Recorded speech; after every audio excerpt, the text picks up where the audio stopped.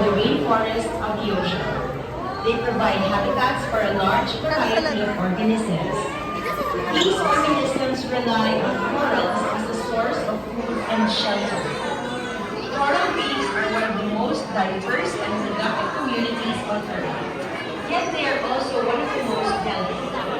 They are sensitive to changing temperature, damaging fishing practices, pollution, human expansion, and development. As our understanding of corals and coral reefs increases, it becomes apparent that the effects of the human population on these communities may be increasing as well. That is why it is important to establish better management and conservation measures to protect the diverse and biologically rich areas. Before we proceed, a few reminders once again. Flash photography is not allowed as this causes undue stress to the marine animals. Food and drinks are also not allowed. Please conduct yourselves in an orderly manner at all times. Children should refrain from running, shopping, and should remain with their parents or guardians throughout the journey. Touching and tapping of fish tanks are strictly prohibited. We would also like to remind everyone to maximize their time inside the zones by utilizing the interactive blocks and other educational materials installed within before proceeding to the second level. Additional activities like the fish walk, Come on, let's go.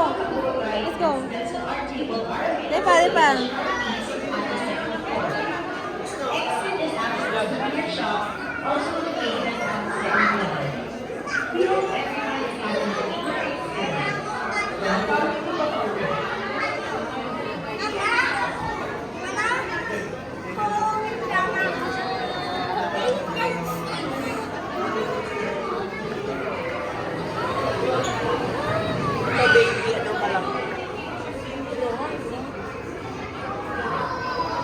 Trakito na baby.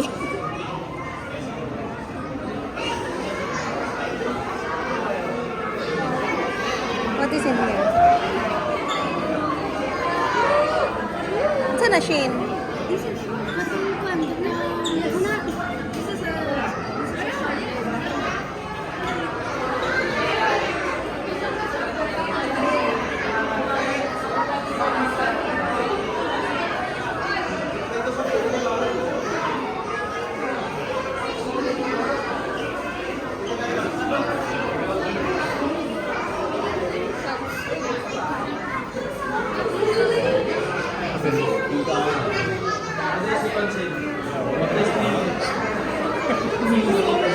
Amas lang mama. Oh.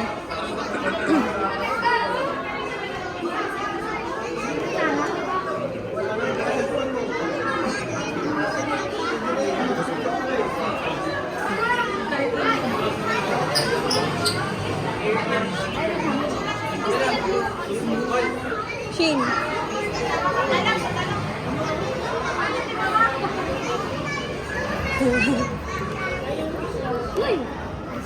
Come on, come on.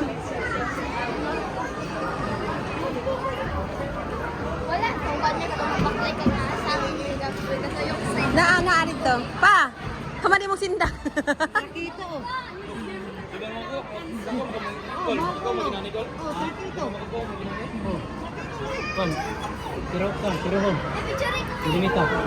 Picture ta picture.